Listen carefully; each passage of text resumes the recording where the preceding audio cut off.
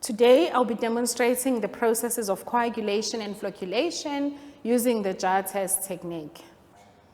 Coagulation and flocculation are amongst the most commonly used processes for both water and wastewater treatment. Whilst these two processes are often seen and taken as a package of treatment processes, they are two distinct processes. It is therefore important for you to understand the distinction between the two processes.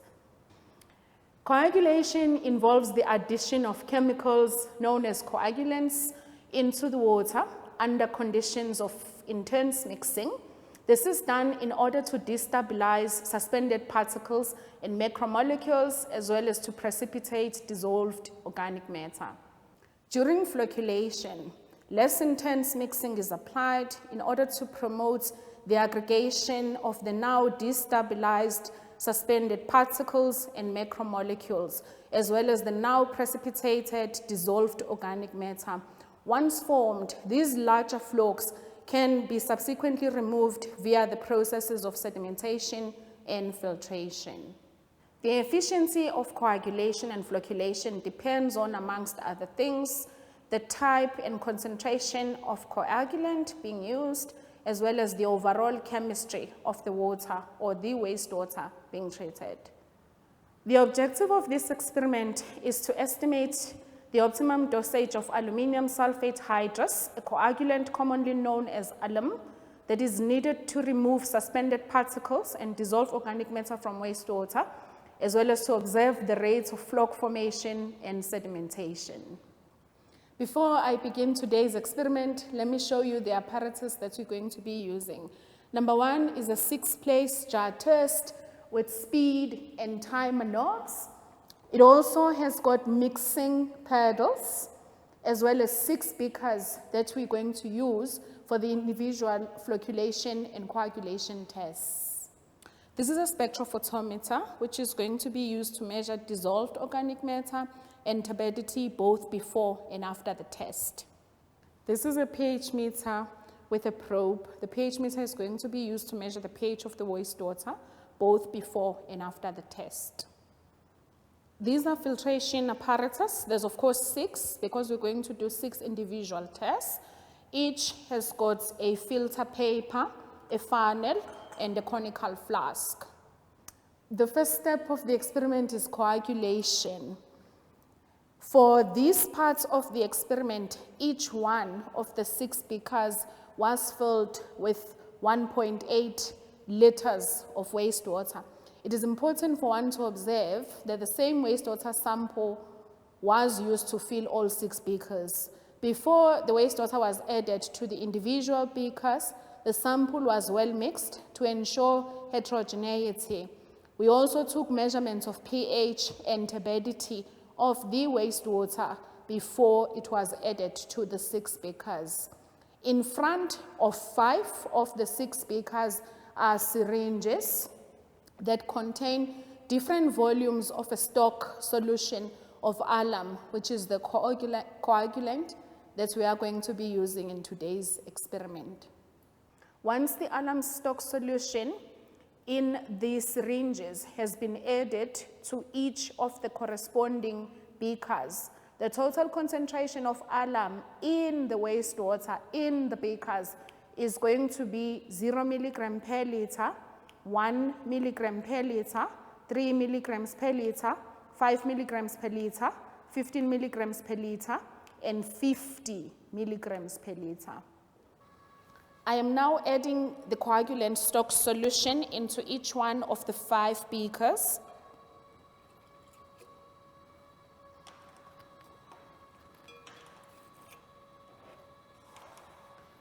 Then we begin rapid mixing, which is going to go for 2 minutes.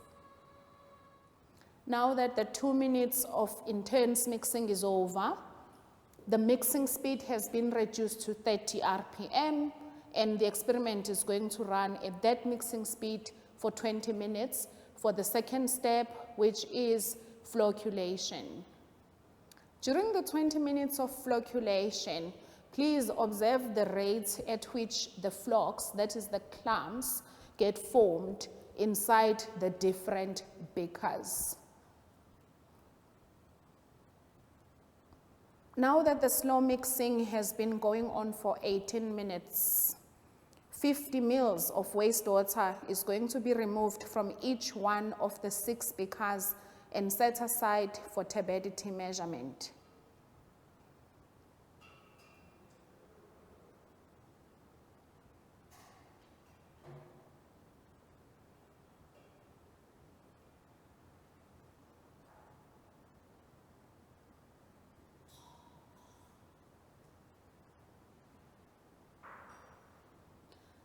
The third step of this test sedimentation is done by allowing the beakers to sit still without any mixing whatsoever for 45 minutes. Now that the slow mixing has been going on for 45 minutes, we have officially reached the end of the flocculation step, that is. What we need to do is to collect 120 ml of wastewater from each one of the beakers. These wastewater samples that are going to be collected at this point in time are going to be used to measure pH, turbidity, as well as dissolved organic matter.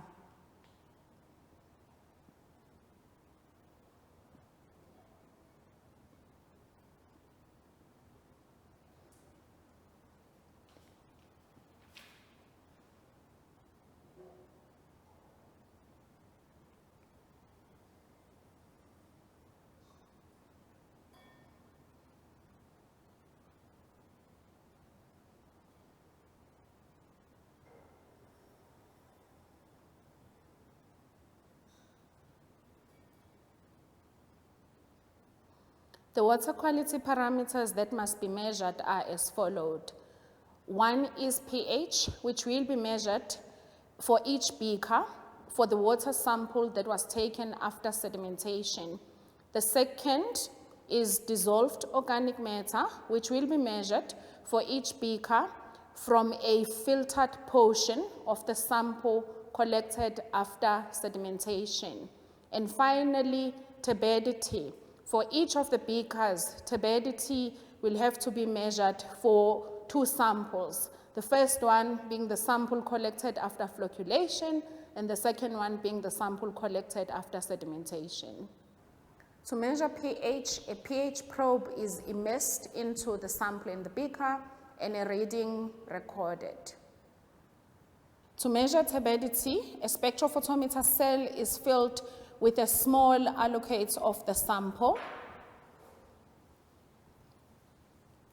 The cell is then put inside a cell holder in the spectrophotometer and turbidity measured in the units of FAU. This measurement is taken at a wavelength of 550 nanometers.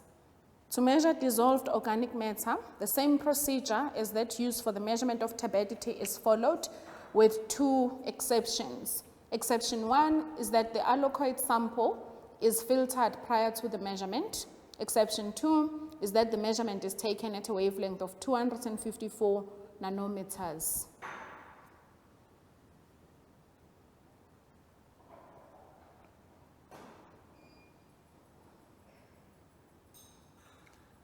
This marks the end of the demonstration. All the data obtained from the experiment, including pH and turbidity measurements taken prior to the start of the experiment, must be used to compile a lab report. When compiling your lab reports, be sure to follow all the guidelines laid out in the course outline, and do not forget to observe the submission date and time. This concludes the video on coagulation and flocculation.